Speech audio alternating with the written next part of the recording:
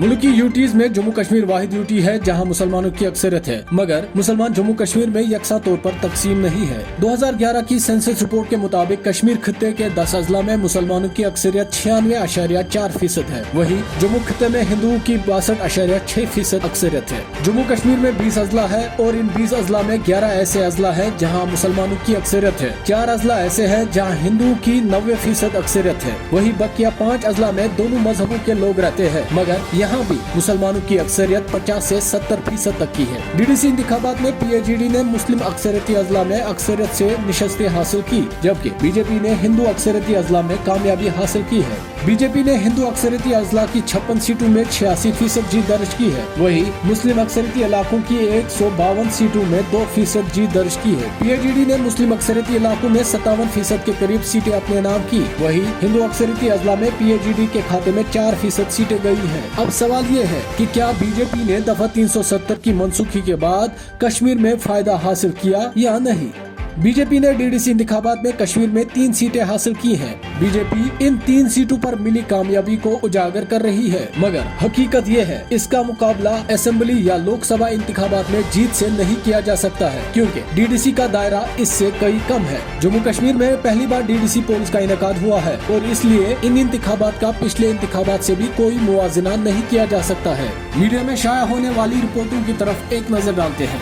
Hindustan times के मुताबिक BJP को जम्मू में 37.3% वोट हासिल हुए हैं। वहीं कश्मीर में बीजेपी को सिर्फ 4.2% वोट शेयर हासिल हुआ है। हिंदुस्तान टाइम्स की रिपोर्ट के मुताबिक एनसी ने जम्मू में 23% वोट हासिल किए हैं, जबकि कश्मीर में 35.6% वोट शेयर हासिल हुआ है। जम्मू में पीडीपी को 12.6%, जबकि कांग्रेस को 21.2% वोट हासिल हुए हैं। वहीं कश्मीर में पीडीपी को 27.8, जबकि कांग्रेस को 17.9% वोट शेयर हासिल हुआ है। इंडियन एक्सप्रेस की रिपोर्ट को अगर देखें तो उन्होंने लिखा है कि पीएचडी को जम्मू कश्मीर में 3,94,000 वोट हासिल हुए हैं। वहीं बीजेपी ने 4,87,000 वोट हासिल किए हैं। वाज़ेह रहे डीडीसी इंतखाबात में जम्मू कश्मीर में 51% वोटिंग हुई। बीजेपी ने जम्मू कश्मीर में एनसी और पीडीपी से ज्यादा वोट शेयर हासिल किया है, मगर जम्मू और कश्मीर को अगर अलग अलग देखा जाए तो तस्वीर काफी मुख्तलिफ है, क्योंकि जम्मू खित्ते में 68% के करीब वोटिंग हुई, जबकि